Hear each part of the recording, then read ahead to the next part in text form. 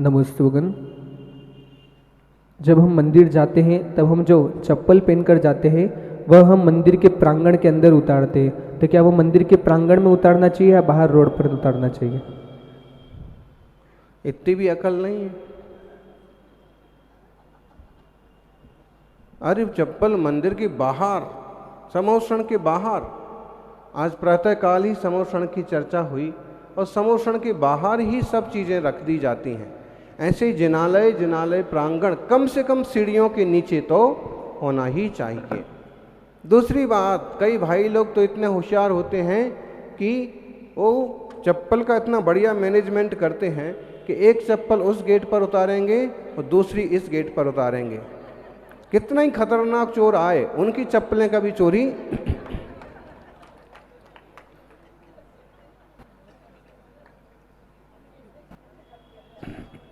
जो भी है, लेकिन इतना तो ध्यान रखो कि भगवान जी के सामने ना आ जाएं। अब यहीं मुनि संग निकलना और सब चप्पलें वहाँ रखी हुई हैं, उधर चप्पलें रखी हुई हैं। तो चप्पल, जूता, इस तरह की जो चीज़ें हैं जो पाँव में धारण की जाती हैं, उनको साइड में ही रखना चाहिए, दूर रखना चाहिए थोड़ा सा, क्योंकि उनमें हो सकता है रास्ते चलते मल वगैरह भी लग गए हों, सड़क पर कोई जीव जंतु मर गया हो, उसका कोई अंश भी लग गया हो, तो विवेक रखना बहुत ज़रूरी है। ओम नमस्तुगन दिनेश जैन। तीन लोग के समस्त जीवों के कल्याण की तीव्र भावना से तीर्थंकर बनते हैं, लेकिन पूरे जीवन में इच्छापूर्वक किसी जीव को कोई धर्मोपदेश नहीं देते, ऐसा क्यों?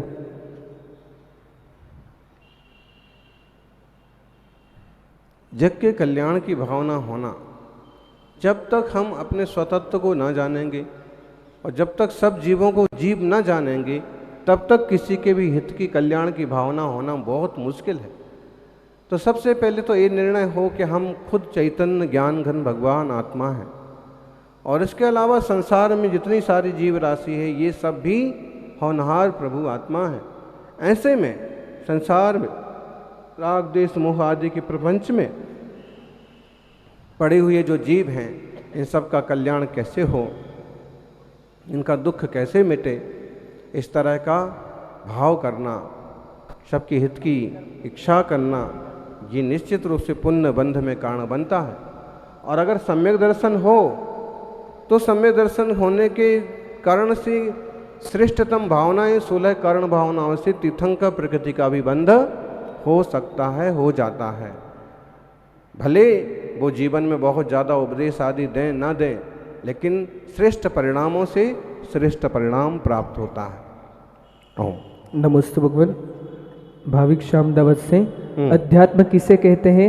हम अध्यात्म को अपने जीवन में कैसे अंगीकार करें?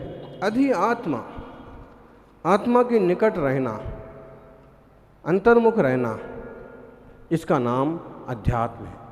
आजकल आपको ढेरों आध्यात्मिक संत मिल जाएंगे, एक ढूंढने जाओ 1000 मिल जाएंगे। घर भी है, घरवाली भी है, लफड़ा भी है, लफड़ा वाली भी है, फिर भी आध्यात्मिक कैसे कहा जाए कि आध्यात्मिक संत हैं? आध्यात्मिक तो वो है जो आत्मा के निकट है। आत्मा के निकट कौन है? जो आत्म तत्व को जानता है और पंच पाप का त्यागी है, हिंसा, झूठ, चोरी, कुशील, परिग्रह छोड़ करके जिसने पंच महाव्रतों को धारण किया है और निरंतर अंतर्मुख आत्म ध्यान, आत्म स्वरूप में ही लीन रहता है, वो अध्यात्म। आध्यात्मिक, जो अध्यात्म में लीन रहने वाला है वो आध्यात्मिक। और आध्यात्मिक प्रवचन, जो आत्मा के निकट ले जाने वाले वचन हैं, प्रकृष्ट वचन हैं, वो प्रवचन। आध्यात्मिक संत दुनियादारी के जंजल से दूर, संकटों से पार, जो आत्मस्वरूप में रमण करते हैं, वो आध्यात्मिक संत। आध्यात्मिक शिविर, जिस शिविर में आत्म तत्व के निकट आने के लिए प्रबोधित किया जाए, तो आध्यात्मिक शब्द के साथ, अध्यात्म और आध्यात्मिक शब्द के साथ बहुत सारी चीज़ें जोड़ दी। आध्यात्मिक शिखर सम्मेलन, अब आत्म तत्व की भी पूरी खबर नहीं है, फिर भी आध्यात्मिक शिखर सम्मेलन हो रहा है। राष्ट्रपति भी आ रहे हैं, संसार है, सब चलता है। ओम। नमस्तुगन मनोज जैन दुदू से। अभिषेक करने वाला घंटी बजाता है और उससे उस घंटी के सभी लोग हाथ लगाते हैं और फिर वह श्रावक अभिषेक करता है, तो उसमें क्या दोष लगता है? घंटी बजाओ चाहे घंटा बजाओ, वो धातु है। आपके छूने के बाद कोई दूसरा छूता है तो कोई दिक्कत नहीं है।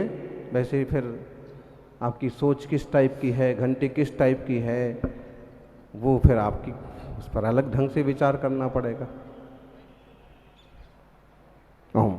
नमस्ते भगवान। रानी जैन, यदि किसी के सट्टेबाजी का व्यापार है और उनके घर से कोई दीक्षा ले रहा है तो उनके परिवार वाले दीक्षार्थी के माता पिता बन सकते हैं? सट्टाबाजी, शेयर बाजारी, ये सब एक तरह का जुआ है। वो ताश के पत्ते वगैरह खेल करके लगाते थे, वो तो था ही, लेकिन जिसमें हार जीत की बहुत समस्या होती है वो चीज़ जुआ है। कोशिश करें कि सट्टेबाजी, शेयर बाजारी से बचें। शेयर बाजार में फिर भी एक शायद सिस्टम हो सकता है कि किसी व्यापार में आपने किसी माध्यम से आपने रुपया लगाया है और उनको फ़ायदा हो गया तो आपको रुपया मिल जाएगा। तो अगर वो व्यापार टाइप का है और आपको जम रहा है तो जितना जमे उतना ही करो। ऐसा ना हो कि जब चौबे जी जाएं 26 जी बनने और रह गए दुब्बे जी, जो हाथ में था वो और उसमें निपुर गया। तो अपने विवेक से, जिसमें सीधा जुआ सट्टा जैसा काम है उससे तो पूरी तरह बचिए, लेकिन व्यापारिक शेयर वगैरह जो एक व्यापार के रूप में है और जो अहिंसात्मक उद्योगों के रूप में है और आपको ठीक से जमता है तो भले वो एक बार नहीं मन मानता है तो कर लो, लेकिन उसमें भी इतनी सतर्कता बरतो कि माथे फोड़ी और झंझट में ना पड़ जाओ। ओम। नमस्ते भगवान। आज सुबह के प्रवचन में समोशरण का वर्णन बहुत अच्छे से हुआ। जो जीव भगवान के तीर्थंकर के समोशरण में दर्शन करता है, क्या वह दर्शन करके सम्यक दर्शन प्राप्त वहीं पर कर लेता है क्या, या फिर से सम्यक दृष्टि जीव ही भगवान के दर्शन कर सकता है?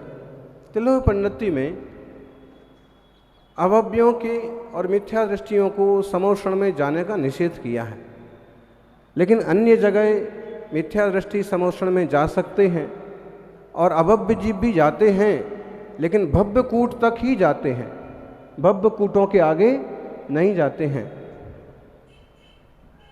और मिथ्या दृष्टि समोषण सभा में चले जाते हैं, भगवान की दिव्य ध्वनि सुनते हैं और मंगलमय दिव्य ध्वनि से बहुत सारे जीवों के कर्म का उपशम क्षय उपशम होता है, परिणाम शुद्ध होते हैं, अनेक जीव सम्यक दर्शन प्राप्त कर लेते हैं, अनेक जीव व्रती बन जाते हैं। तो संभव है कि बहुत सारे जीव ऐसी उपलब्धि हासिल कर लें और संभव है कि बहुत सारे जीवों को उपलब्धि ना भी हो। ओम। नमस्ते भगवान।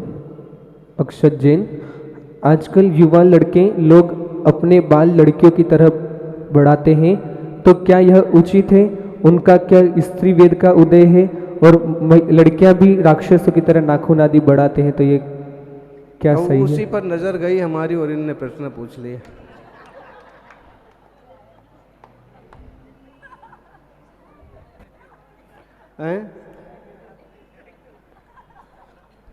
कुछ तो व्यावसायिक लाइन के हिसाब से लोग आजकल अपनी फैशन और सेटिंग वगैरह रखते हैं। जैसे मोटिवेशनल स्पीकर टाइप के लोग हैं तो एकदम पूरी तरह से टक्कल हो जाएंगे, अक्कल सारी अंदर गई, ऊपर सारा टक्कल है। तो ऐसे डॉक्टर जो है तो एक अलग से प्रिंस का टाइप से कुछ करना, कोई इंजीनियर है तो एक थोड़ा पैसे को लेकर के भी थोड़ा पेशेंस रखते हैं लोग। अब थोड़ा वो कैमरा मैन की लाइन में है, संगीतकार वगैरह टाइप से हैं तो थोड़ा सा बाल वगैरह करना, बड़े बना लेना, लेकिन वास्तव में केवल बालों से कोई बड़ा नहीं बन जाता। क्योंकि लड़कियों की तरह बाल पुरुषों को नहीं रखना चाहिए और लड़कियों को भी पुरुषों की तरह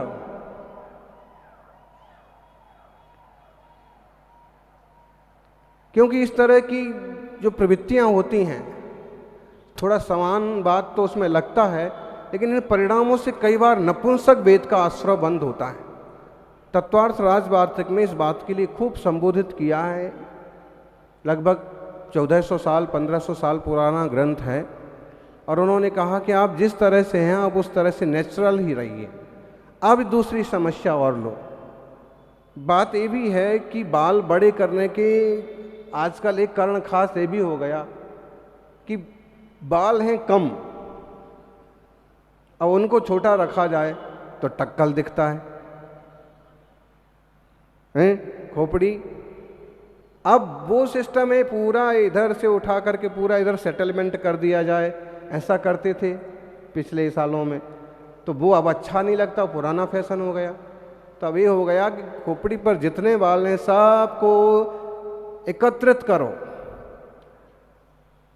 और एक जगह चोटी बांध दो, तो वो पूरा एक टेंट टाइप का लग जाता है।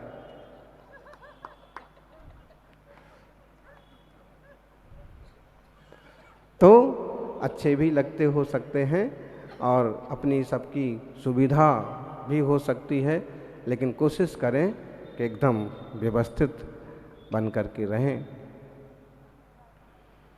और बड़े बड़े नाखून रखना भी रखने वाले रखते हैं, एक शोभा जितना ही करना चाहिए, अतिरिक्त प्रसाधनों का प्रयोग करना बुद्धिमानी नहीं है।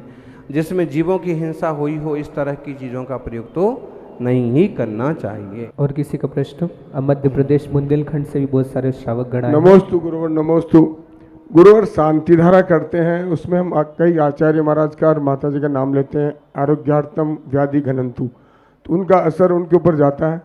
और नंबर 2, आचार्य श्री का प्रवचन साक्षात सुनने का पुण्य और वर्गणाएं जो मिलती है वो यूट्यूब में रात को सोते सोते सुनने में मिलती है। नंबर 3, नवदा भक्ति करके आचार्य श्री को महाराज को हाथ देते हैं, उसका पुण्य ज़्यादा है या बीच में घुस के हाथ दे के निकलने में ज़्यादा पुण्य है। और पूरी अभिषेक पूर्व क्रिया करके सारी भगवान को विराजमान करके अर्घ चढ़ा के पूजा करने का पुण्य ज़्यादा है, ये चलती गाड़ी में बैठ के अभिषेक करके बाहर निकलने का पुण्य ज़्यादा है। नमोस्तु महाराज, इस पर शादी है। कोई भी काम, कोई भी प्रवृत्ति व्यवस्थित होना चाहिए। मुनिराजों को पड़गाहन करके पूरी तरह से आहार कराना ही ज़्यादा ठीक है। दूसरों के यहाँ घुस गए, दूसरों को तंग करके रख दिया, ऐसा करते ज़रूर है। और इसको पूरी तरह से बंद इसलिए नहीं करते हैं कि कई बार 1000 किलोमीटर दूर का आदमी रहता है कि क्या करें, मजबूरी है, एक गिलास दे के निकलना। वो इसलिए सर्वथा मना नहीं करते, वरना उसी गांव के लोग हैं वो बार बार दूसरों के घर में घुसते फिरते हैं। घुसपैठिए, या तो वहाँ जाके भी आप सुबह से हेल्प करो तो भी ठीक है। दूसरी, भगवान जिनेंद्र की मंगल आराधना पूरी विधि विधान से पूरे समय करना चाहिए। और क्या प्रश्न रह गए? शांति धारा में गुरुजनों के नाम बोलना है तो बोलो, बाकी तो जितनी आपकी भक्ति भावना है और जितनी उनकी योग्यता है उतना लाभ होगा। दूसरी बात है कि कश्मीर में जाकर के, शिखर जी में जाकर के, शिखर जी का जो आनंद होता है वो शिखर जी के वीडियो देखने से नहीं होता है। तो गुरुजनों के सानिध्य में उनके साथ ही प्रवचन में उपस्थित रहें, उनके प्रवचन सीधे सुनेंगे तो ज़्यादा लाभ होगा। मजबूरी में नहीं सीधा सुन पाए तो भले उपयोग कर लें, उससे भी कुछ ना कुछ फायदा तो मिलेगा।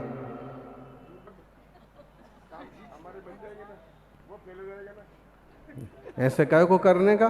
किसी को बुरा करने के लिए तो अरहंत भगवान की आज्ञा ही नहीं है। हाँ, उसका भला हो, सबका भला हो, ये बढ़िया बात है, बहुत बढ़िया। श्री 108 आचार्य सुनील सागर जी को देव नमोस्तु नमोस्तु। मेरा प्रश्न ये है महाराज जी, जो कोई धन संपत्ति वैभव इनका घमंड करता है, मैं धनवान हूँ, मेरे पास करोड़ की संपत्ति है, मेरे पास इतनी जमीन है, इस नगर में मेरे स्थान पर कोई दूसरा व्यक्ति नहीं है, जो बड़े व्यापारी मेरे पास कर्ज मांगने वाले आते हैं, ज्ञान का भंडार है और करोड़ों का हीरा जवाहरात सोना चांदी मेरे खजाने में भरा पड़ा है। जो भी मेरे नगर में साधु आते हैं वे सब मेरे ही राह पर चलते हैं तथा समाज में मेरा जैसा कोई नहीं ऐसा घमंडी है। मेरा प्रश्न ये है कि जो जीव कौन सी गति में जाएगा, हे भगवान उत्तर देने की कृपा प्रदान करें। जी, ये कौन आदमी है? नाम नहीं बता सकते हो तो ठीक है, फिर भी समझ लो कि जो लोग बहुत सारा इकट्ठा करके और अहंकार करते हैं, ऐसे करते ना, मान बढ़ाई कारण जो धन खर्चे मूड, मर कर हाथी होत है धरती लटके। तो इस तरह से ये चीज़ें इकट्ठी करके वो केवल अहंकार करे तो मर के क्या बनेगा? हाथी बनेगा। फिर आपके कल्पद्रुम विधान में आएगा, सूंड उसके नीचे लटक रही होगी, आप ऊपर बैठ रहे होंगे। खुश? तो ये पर्याय है। इसमें तत्वार्थ सूत्र में कहा है बहुवारम परिग्रतम नारकस्यायुषा। अच्छा, मायाचारी योगनस्य, अब बहुत आरंभ और बहुत परिग्रह भी है, मायाचारी भी है, उसमें थोड़ा बोड़ा दान भी करते रहते हैं, उसमें थोड़ा एक लेवल भी बनाए रखते हैं। तो इस तरह से अगर मान लो कि नरकायु का आश्रय बंध ना हुआ तो उसके साथ जो छल परिणाम है बहुत आरंभ परिग्रह के साथ, तो तिरेंच आयु का आश्रय बंध हो सकता है और वो ऐसी गति का कारण बन सकता है। और बात कि कोई व्यक्ति खूब बड़ा धनपति है लेकिन परिणाम भी उसके अच्छे हैं, बहुत लेवल से काम करता है, कोई अहंकार नहीं, सब चीज़ों को समझता है, ज़रूरतों को समझता है, तो ऐसा व्यक्ति मर करके धर्म ध्यान के बल से, दान के बल से भोग भूमिया जीव भी हो सकता है और स्वर्ग में देव भी हो सकता है। अगर वो आपका दोस्त होगा तो स्वर्ग में देव बन जाएगा, दोस्त ना होगा तो फिर वो हाथी बन जाएगा। ठीक है।